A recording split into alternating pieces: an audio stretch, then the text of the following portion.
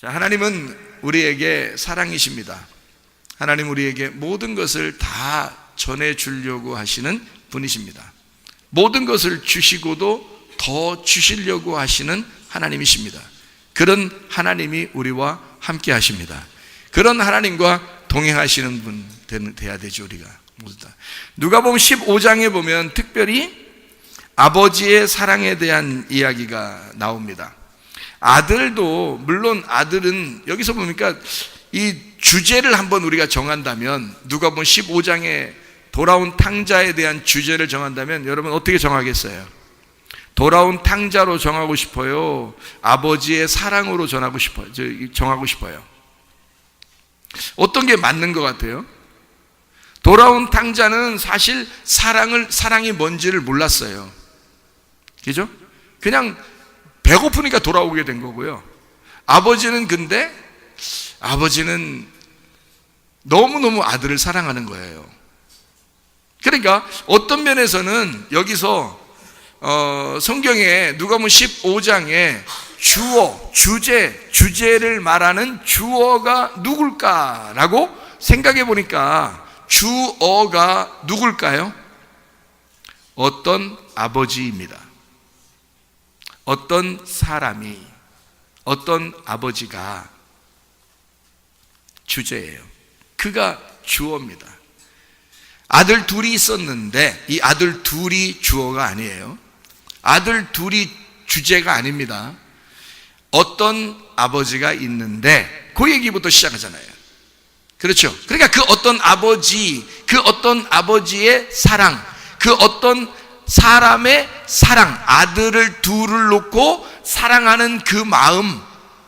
자, 도망가지 않은 아들, 집에 있었던 아들을 아버지가 사랑해요, 안 해요? 사랑합니다. 그냥 사랑해요. 그냥 아버지 거 다 아들 거라고 얘기해요. 그게 사랑 아닙니까?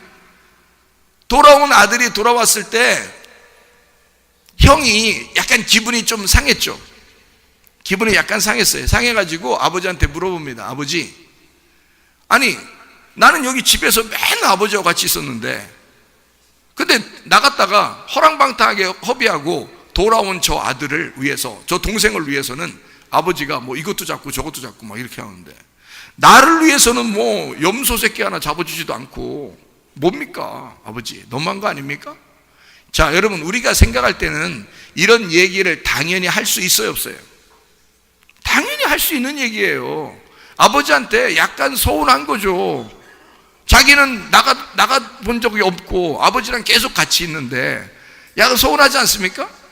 이 말은 이 말 했다고 해서 여러분이 볼 때 진짜 형이 그래 이렇게 말할 수 없잖아요. 당연히 이런 말을 할 수가 있단 말이에요. 그러면 여러분 보세요. 이런 말을 했을 때 아버지의 반응이 어떨까? 가만히 생각해요. 한번 봐봐요, 여러분이. 성경을 보면 아버지의 반응이 어때요?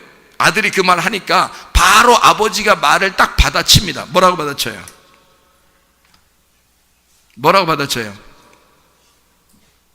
응? 얘야, 이럽니다. 얘야. 응? 자, 얘야.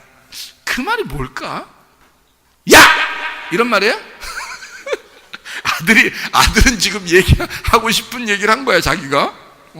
서운하죠? 자기는 계속 아버지랑 같이 있었는데, 나갔다 온 놈은 잘해주고, 자기는 염소 새끼도 안 잡아주는데, 이거 기분 나쁜 거 사실이죠? 가만히 있는데, 동생이 오니까 너무 잘해서, 아버지, 너무한 거 아닙니까? 나 진짜 아버지하고 계속 같이 있었는데, 내가 너무 수고 너무 많이 했는데, 아버지 나를 위해서는 이렇게 하나도 안 잡아주고, 동생은 이거 저렇게 말해주고, 이러면 되겠어요? 그러니까 아버지가, 야, 너 뭐라겠어? 이렇게 안 하잖아요, 그죠? 뭐라고 딱 해요? 바로 이어서 얘야 이러잖아. 얘야라는 말은 이게 부드러운 말이에요. 이게 독한 말이에요. 여러분, 이게 한국말로 얘야, 그러니까 에이 목사님 한국말로 얘야 쓰니까 그냥 괜히 부드럽게 보여서 그런 거지, 얘야 이렇게 보이는 거지, 얘야 이건 아니잖아. 이거 얘야가 얘야 이게 이렇게 좋게 보이니까 한국말로 그런 거지. 그러면 목사님 헬라어로는 뭐라고 돼 있어요? 신약에 나와 있는 헬라어로는 원래 원어는 뭐라고 돼 있어요? 예야를 뭐라고 돼 있어요? 라고 물으신다면 예야, 이게요 헬라어로 예야입니다. 이게 무슨 말이냐면 테크논 이란 단어거든요. 테크논, 내 아들아, 얘야, 이 말입니다. 그러니까 어린 아이를 부를 때 아버지가 너그럽게 어린 아이를 부를 때 부르는 이름이 테크논이에요. 테크논, 얘야. 한마디로 말하면 아버지는 전혀 화가 나지 않습니다. 아버지는 전혀 서운한 마음이 없습니다. 그냥 사랑하는 마음으로 그 형을 부르는 거예요. 너도 내 아들이야, 얘야, 이러는 거죠. 아, 놀랍습니다. 그러니까 그 아버지의 그 마음이라는 거는 아들은 잘 몰랐죠. 근데 아버지는 둘 다 어떻게 하는 거예요? 사랑할 수밖에 없는 거예요, 여러분. 그러니까 이 형은 어떻게 생각한 거예요? 저런 동생이라면 사랑받을 만하지 못한데 라고 생각한 거죠, 형은. 그죠? 그리고 동생은 또 무슨 생각을 한 거예요? 오면서 아우, 나 같은 놈이 무슨 아들이야. 나는 사랑받지 못할 거야. 나는 종으로서 그냥 가가지고 밥이나 얻어먹었으면 좋겠다. 배고프니까. 응? 이렇게 생각하고 돌아온 거란 말이에요. 그러니까 둘 다 누구 마음을 모르는 거예요. 둘 다 아버지 마음을 모르는 거예요, 여러분. 이게. 그러니 여기 주제가 아버지 마음을 모르는 아들이 주제겠냐고. 아버지 마음을 알지 못하는 아들들이 주제가 아니라 두 아들의 마음을 아는 아버지의 마음이 주제란 말이에요. 그죠? 다시 보면, 그죠? 그러면 아버지의 사랑은 똑같이 집에 있는 자식이나 나갔다 돌아오는 자식을 똑같이 사랑하는 게 아버지의 마음이라는 거죠. 여러분, 손가락이 이렇게 있어요. 10손가락 깨물어서 안 아픈 손가락 있어, 없어요? 없어요. 자식이 여러 명인데 10명이 그 중에 한 명만 어디다 받쳐놓고 누구한테 주고 가라 그러면 10명 중에 누구 주겠어요, 여러분 같으면? 응? 첫째는 첫째라 못 주는겨. 예? 중간에는 중간이라 못 주는 거고, 막내는 또 이거 눈에 밟혀서 못 주는 거야. 그러니까 첫 번째부터 10째까지 다 생각해 보니까 아무도 못 주겠다는 거 아니야. 옛날에 어떤 사람이 그랬던 거 아니야. 아무도 못해. 그냥 우리가 가난해도 우리가 그냥 굶어 죽어도 우리끼리 먹고 살자, 이렇게 해서 아무도 못 줬다는 거 아니에요. 하나씩 생각해 보니까 아무도 못 주겠네. 얘는 이래서 좋고 얘는 이래서 좋은 거야. 그냥 다 좋은 거야, 아버지 생각에는. 그게 부모 마음이에요. 그런데 이 형이 잘 몰랐던 거지. 동생도 그걸 잘 몰랐던 거야. 형은 아버지랑 같이 있었으니까 당연히 칭찬받아야 될 아들이고, 자기는 나갔다 돌아온 놈이니까 나는 형편없는 놈이고 종이나 한번 종처럼 한번 되거나 혹은 뭐 밥이나 굶어 죽지 않게 먹으면 감사하겠다라고 생각하고 돌아온 거예요. 아버지 마음은 전혀 다른 거예요. 나갔었던 놈이나 집에 있는 놈이나 다 내 아들이야. 다 잘해주고 싶어. 그동안 못 먹었기 때문에 동생한테 더 먹이고 싶었던 거예요. 그게 아버지 사랑이야. 그 아버지 마음이라고. 그 아버지 마음을 사람들이 잘 몰라서 그래. 아버지 마음은 그런 거야. 근데 아버지 마음을 잘 모르는 사람도 있더라고. 어릴 때부터 맨 혼내고 그런 아버지한테서 자라난 그 자녀들은요, 맨 엄마한테서 막 혼나고 막 이렇게 자라난 아이들은 엄마가 날 사랑하는지 헷갈린다 하더라고. 그 아빠가 자기를 사랑하는지 헷갈린다 하더라고, 이게. 아버지 하나님 그러면 이게 안 된대. 잘 이해가 안 된대. 아버지 하나님 그러면 벌써 아버지 여기서부터 걸린대. 이게 벌써 잘 안 된대. 근데 원래 보통 아버지 엄마는요 사랑하게 돼 있습니다. 자녀들을요 틀림없어요. 사랑하냐고 우리 교회도 꼬마들이 자기 엄마들한테 물어봐요. 엄마 나 사랑해? 아빠 나 사랑해? 이게 왜냐면 엄마 나 사랑해 그거를 아마 많이 혼났는가 봐요. 혼났으니까 물어보는 거지. 그럼 안 물어보는 아이들도 있죠. 엄마 나 사랑해 이런 거 안 물어보는 아이들도 있죠. 사랑하는지 알기 때문에 그런 거야. 아니면 무서워서 그런 거야. 무서워서 못 물어보든지 아니면 진짜 알기 때문에 안 물어보는 거예요. 무슨 말인지 알겠죠? 그러니까 사랑하는 걸 다 이미 알아. 자녀도 부모도 이미 사랑이라는 걸 말하지 않아도 알아. 이렇게 되는 거예요. 그게 부모와 자녀 간의 관계거든요. 근데 진짜 탕자로 나갔다가 돌아오면 그 마음이 어떻겠냐고요. 자기는 아버지야 정말 나를 받아들일까? 이런 마음이 들죠. 근데 아버지 입장에서 여러분 다 아시잖아. 아버지 마음 입장에서는 당연히 받아들이게 돼 있어요. 걱정 안 해도 돼. 그런데 자기 생각에 그런 거야. 내가 이랬기 때문에 아버지는 내 행동한 걸 보고 내가 잘했으면 좋아하고 안 잘했으면 싫어할 거야 라고 생각을 하는 게 우리 생각이란 말이지. 그건 네 생각이라 이거야. 그렇죠? 하나님 아버지 생각은 전혀 그렇지 않아요. 그냥 나는 널 사랑해. 내가 널 얼마나 사랑하냐면 내 아들을 너를 위해서 내려보내서 죽였어. 그렇게 죽이고 사랑한 사랑이야. 그러니 내가 너를 포기할 수 있겠어? 하나님 아버지가 우리를 그 사랑에서 포기할 수 있겠냐고요. 그럴 수 없다고. 전혀 그럴 수 없다고요. 그게 아버지의 사랑이니까.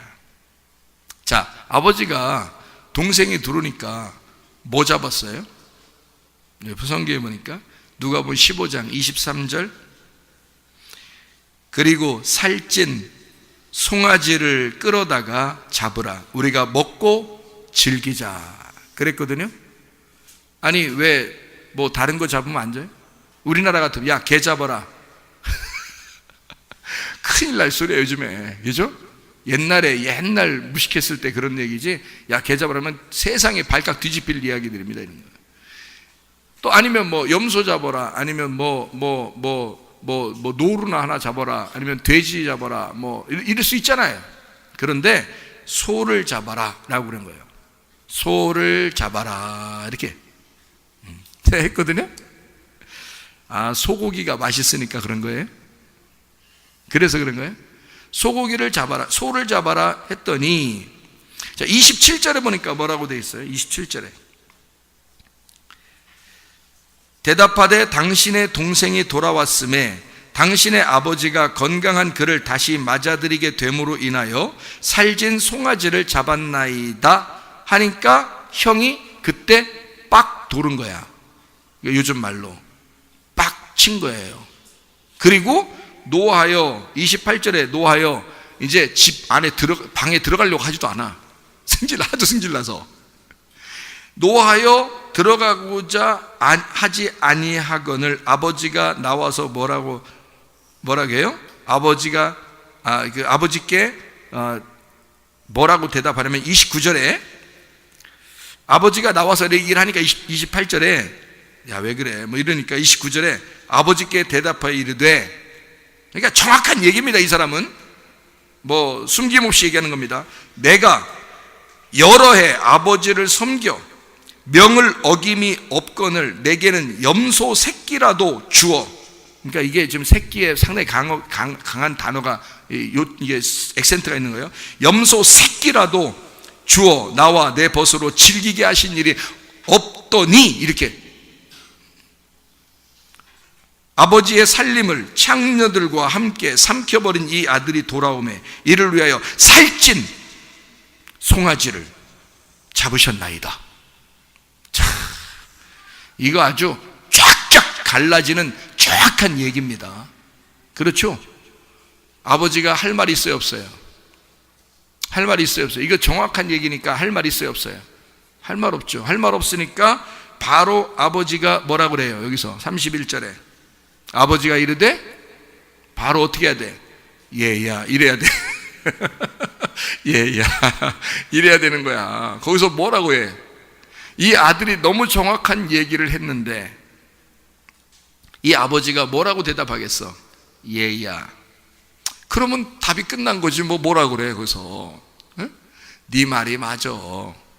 네 말이 틀렸단 말이 아니야. 얘야, 잘 좀 생각해봐 이놈아. 얘야, 잘 좀 생각해봐라. 응? 자, 그거예요. 자, 어떻게 생각하라는 거예요 도대체가 여기서? 자, 여기서 이제 생각을 해봐야 되겠죠 우리가, 그죠? 여기서 아버지가 얘야 그러니까 우리 보고 생각을 하는 거 아니야, 그죠? 얘야 생각해보라는 거야. 그러니까 우리가 생각을 해야 돼. 이제 생각은 누가 해야 돼? 우리가. 생각은 우리가 해야 돼. 하나님 말씀 우리에게 던져줬으니까. 그래서 얘야, 너는 항상 나와 함께 있으니 내 것이 다 내 것이잖아. 응? 내 동생은 죽었다가 살아났으며 내가 잃었다가 얻었기로 우리가 즐거워하고 기뻐하는 것이 마땅하다. 자, 아버지의 마음이 어떤지 아시죠? 여러분 엄마와 아버지의 마음이 어떤지 아시겠죠? 이게 부모의 마음이에요. 이 정상적인 마음들입니다. 만약에 비정상적인 마음으로 사신 가정이 있다면 그 부모가 회개하셔야 됩니다. 자녀들이 그렇게 못 느끼고 있다면 그건 그 가정에 문제가 있었던 거고 그 가정은 회개를 하셔야 돼요. 당연히 엄마 아빠는 이래야 되는 거예요. 당연한 거라 이 말이죠. 그거 너도 알잖아. 너 쫙쫙 갈라서 이렇게 얘기하는 거 그거 틀린 말 아니야. 나도 알아. 얘야. 근데 잘 생각해 봐라. 이게 무슨 말인지 라고 말씀하시는 내용입니다. 자, 이해가 되시겠죠? 무슨 말인가, 그죠? 여기까지 이해가 되시겠죠? 자, 그럼 우리가 생각을 해야 될 거 아니에요. 자, 여기서 송아지, 살진 송아지가 모스코스라는 헬라어 단어입니다. 모스코스. 이 모스코스라는 단어가 어린 황소라는 단어인데요. 어린 황소. 이게 오스코스에서 나온 단어입니다. 이 오스코스라는 단어는 새로 나온 가지예요. 자, 옛날 가지가 아니라 새로 나온 가지입니다. 요거를 주었다라는 말이에요. 염소 새끼라고 하는 것은 에리포스라는 단어입니다. 이 털투성이고 새끼 염소인데요. 에리온에서 나온 단어니까 양털입니다. 이 털이 많다는 것을 표현하기 위해서 염소 새끼라고 그러는 겁니다. 그러면 잘 생각해 봐요. 아버지 입장에서 탕자 아들은 이제 죄가 없다는 것을 인정해 줘야 되겠죠. 아버지 입장에서는 자, 너는 돌아왔지만 너는 죄인이야 라고 하면 안 되잖아요. 그렇죠? 그래야지 아버지하고 아들하고 서로 화해를 할 수 있잖아요. 네가 죄가 있으면 아버지하고 아들하고 화해를 못하는 거지. 그렇죠? 근데 나는 너를 죄 없다고 해야 아버지하고 아들하고 화해가 되잖아. 그렇죠? 그래서 너는 죄가 없어. 야, 아들아, 자기는 막 엄청 죄 있다고 생각하고 아버지한테 돌아오는데 너무 부담스러운 거예요. 아버지가 나 받아들일 수 있을까라고 생각했는데 아버지는 뭐라고 아들한테 너 죄 없어. 너하고 나는 다시 화목할 거야. 다시 화평할 거야. 다시 하나가 될 거야. 그게 송아지를 잡는 거예요. 그게 왜 그러냐면 송아지를 잡는다는 게 죄가 없다는 것을 선포하기 위해서 화목제를 드리는 것입니다. 화목제를 드릴 때 소를 잡아 드리는 거거든요. 송아지를. 그러니까 너하고 나는 이제 더 이상 죄인과 하나님과의 관계가 아니야. 내가 너를 받아들일 때는 네가 어떠한 상황에 있었든지 그거 상관없어. 나는 너에게 송아지를 잡아줄 거야. 다시 말하면 내가 나를 잡아서 네가 먹었으면 좋겠어. 이 송아지로 오신 화목제로 오신 예수 그리스도십니다. 하나님의 아들, 자기를 잡아서 먹자. 그리고 너와 나는 하나가 되자는 겁니다. 아버지가 아들에게 자기의 사랑을 표현하고 싶었던 내용이 송아지를 잡는 거였습니다. 그래야 네가 죄가 없으니까 죄가 없음을 선포하고 너와 내가 하나가 돼야 하니까. 만약에 죄인인 입장에서 그대로 돌아오면 아버지하고 하나가 될 수가 없으니까 죄가 없음을 선포해 줘야 돼. 그것이 송아지를 잡아먹는 겁니다. 무슨 말인지 알겠죠? 당연히 송아지를 잡았어야 하는 것이었단 말이죠. 아버지 입장에서는. 근데 이 형은 그걸 알았어요, 몰랐어요? 몰랐어요. 왜 저 동생을 위해서 송아지를 잡는지를 몰랐단 말이에요. 송아지는 하나님의 화목제사였습니다. 그 화목제사가 성립이 돼야 그 다음에 우리의 죄가 용서가 되는 거거든요.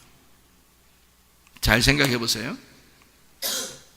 화목제가 성립이 되면 그 다음에 속죄제라는 게 있거든요. 그 속죄제가 화목제 다음에 있는 겁니다. 여러분 잘 봐요. 레위기서 1장부터 5장을 보면 말이에요. 레위기서 1장부터 5장에 보면 제사의 그 순서가 나오는데요. 어떤 순서가 나와요? 번제, 소제, 화목제, 속죄제, 속건제가 나와요. 그럼 여기서 번제, 소제, 그게 완전히 하나님 앞에 합격을 맞으면 화목제를 드립니다. 번제, 소제는 오직 예수 그리스도, 깨끗하신 예수 그리스도를 드리는 걸 번제, 소제라 그래요. 이 번제, 소제가 성립이 되면, 합격을 맞으면 화목제가 들어가요. 화목제는 이 뒤에 있는 제사를 가운데서 연결시키는 겁니다. 이 뒤에 있는 제사는 속죄제, 속건제야. 왜 죄의 제사를 속죄제, 속건제라고 했냐면, 속죄제는 우리의 원죄를, 우리가 알지도 못한 그런 죄를 용서해 주기 위한 용서가 속죄제예요. 그리고 속건제는 내가 범죄한 그 죄를 용서하는 죄를 속건제라 그래요. 그래서 속건제는 반드시 속죄제가 먼저 와야 합니다. 속죄제를 먼저 용서하고 그 다음에 속건제를 용서하는 거거든요. 그러면 화목제가 없이, 화목제사, 예수가 하나님과 인간 사이를 중간에서 해결하는 화목제사가 없이 속죄하거나 속건제가 이루어질 수가 없다는 얘기입니다. 반드시 화목제가 먼저 와야 하는 거예요. 그래야 속죄제, 속건제를 이루는데, 속죄제는요 특별히 염소 새끼를 잡습니다. 참 희한하죠. 성경에 이런 사실들을 예수님은 아는 겁니다.